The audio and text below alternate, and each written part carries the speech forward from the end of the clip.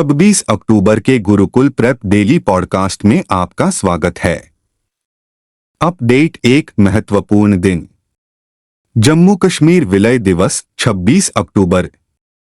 26 अक्टूबर को जम्मू और कश्मीर के लोग भारतीय इतिहास में सबसे महत्वपूर्ण दिनों में से एक विलय दिवस मनाएंगे, उस क्षण को चिह्नित करते हुए जब जम्मू और कश्मीर रियासत आधिकारिक तौर पर भारतीय संघ का हिस्सा बन गई।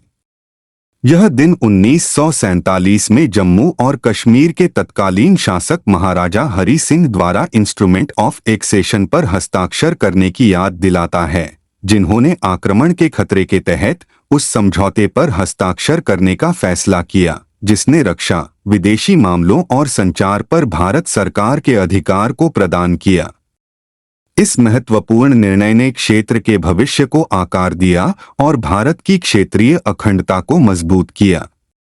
अपडेट 2, नियुक्ति। जेपी मॉर्गन चेस इंडिया ने प्रणव चावड़ा को नया सीईओ नियुक्त किया। JP Morgan Chase bank India ने घोषणा की कि उसने प्रणव चावड़ा को अपना मुख्य कार्यकारी अधिकारी नियुक्त किया है। नियुक्ति को भारतीय रिजर्व बैंक से मंजूरी मिल गई है।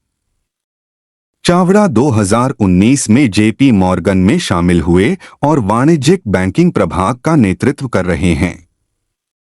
अपनी नई भूमिका में वह कॉरपोरेट बैंकिंग क्षेत्र की भी देखरेख करेंगे, जो भारत में अपने वाणिज्यिक और कॉरपोरेट बैंकिंग परिचालनों को एकीकृत करने के लिए इकाई की रणनीति को दर्शाता है।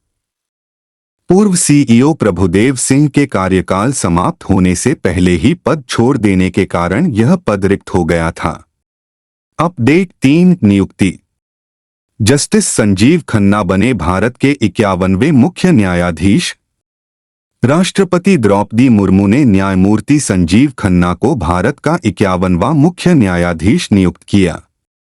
न्यायमूर्ति खन्ना 11 नवंबर को शपथ लेंगे और वह CJIDY चंद्रचूड़ का स्थान लेंगे, जो 10 नवंबर को सेवानिवृत्त होने वाले हैं।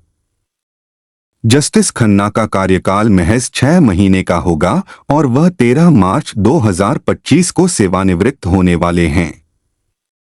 दिल्ली विश्वविद्यालय के कैंपस लॉ सेंटर से स्नातक, उन्होंने 1983 में एक वकील के रूप में नामांकन कराया और मुख्य रूप से दिल्ली उच्च न्यायालय के समक्ष अभ्यास किया। जून 2005 में दिल्ली उच्च न्यायालय के न्यायाधीश बनने से पहले वह आयकर विभाग में वरिष्ठ वकील थे और वह दीवानी मामलों पर दिल्ली सरकार के स्थायी वकील भी थे। अपडेट 4, पुरस्कार। Urmila Chaudhary global anti racism championship award 2024 से सम्मानित। नेपाल की उर्मिला चौधरी ने global anti racism championship award 2024 जीता, जिसे राज्य सचिव एंटनी जे. ब्लिंकन ने प्रस्तुत किया। यह पुरस्कार 6 नागरिक समाज के नेताओं को उनके असाधारण साहस, नेतृत्व और नस्लीय इक्विटी, न्याय और मानवाधिकारों को आगे बढ़ाने की प्रतिबद्धता के लिए सम्मानित करता है। उर्मिला चौधरी एक उन्मूलनवादी और श्रमिक कार्यकर्ता हैं, जिन्हें 17 साल की उम्र में बाल दास्ता से बचाया गया था।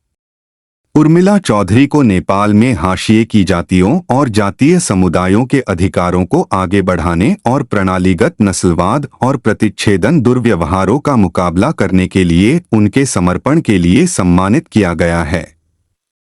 Update 5, banking. SBI ने @1 बॉन्ड के जरिए 7.98% की दर से जुटाए 5,000 करोड़ रुपए।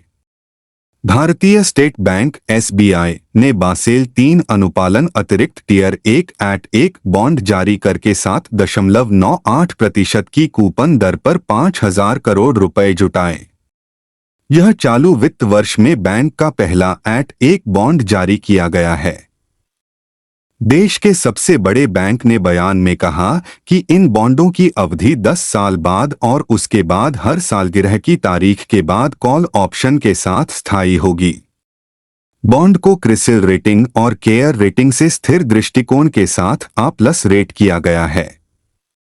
बैंक ने कहा कि इस इश्यू ने 2,000 करोड़ रुपए के बेस इश्यू साइज के 3 5 गुना से अधिक निवेशकों से बोलियां आकर्षित की। बैंक ने कहा कि योग्य संस्थागत बोलीदाताओं से प्राप्त बोलियों की कुल संख्या 108 थी। अपडेट 6 रक्षा। सिंगापुर भारत समुद्री द्विपक्षीय अभ्यास सिम्बेक्स 2024। सिंगापुर भारत समुद्री द्विपक्षीय अभ्यास सिम्बेक्स का 31वां संस्करण 29 अक्टूबर तक पूर्वी नौसेना कमान विशाखापत्तनम में आयोजित किया जाएगा, रक्षा मंत्रालय ने एक प्रेस विज्ञप्ति में कहा। यह अभ्यास 2 चरणों में आयोजित किया जाएगा। विशाखापत्तनम में 23 से 25 अक्टूबर तक हार्बर चरण और बंगाल की खाड़ी में 28 से 29 अक्टूबर तक समुद्री चरण। सिम्बेक्स 24 की शुरुआत को चिह्नित करने के लिए उद्घाटन समारोह 24 अक्टूबर को इंस शिवालिक पर आयोजित किया गया था और इसमें पूर्वी बेड़े और सिंगापुर नौसेना की भाग लेने वाली इकाइयों ने भाग लिया था। अपडेट 7 विविध। दिल्ली सरकार ने दिव्यांगजनों के लिए विशेष अदालतों की स्थापना की। दिल्ली सरकार ने दिव्यांगजनों की जरूरतों को पूरा करने के लिए समर्पित विशेष अदालतों की स्थापना की घोषणा की है। मुख्यमंत्री आतिशी द्वारा अनुमोदित पहल का उद्देश्य दिव्यांग व्यक्तियों के लिए न्यायिक प्रक्रिया को सुव्यवस्थित करना, उन्हें निष्पक्ष, तेज और समावेशी न्याय प्रदान करना है। मुख्यमंत्री आतिशी ने कहा, दिव्यांग व्यक्तियों के लिए न्याय सुनिश्चित करने की दिशा में दिल्ली सरकार द्वारा यह एक ऐतिहासिक कदम है।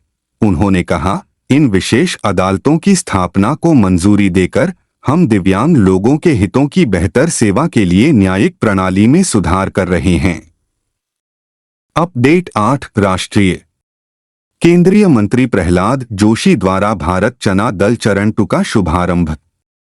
केंद्रीय उपभोक्ता मामले, खाद्य और सार्वजनिक वितरण और नई और नवीकरणीय ऊर्जा मंत्री प्रहलाद जोशी ने दिल्ली में भारत चना दल पहल के दूसरे चरण का शुभारंभ किया, जिसका उद्देश्य दालों को उपभोक्ताओं के लिए अधिक सुलभ और किफायती बनाना है।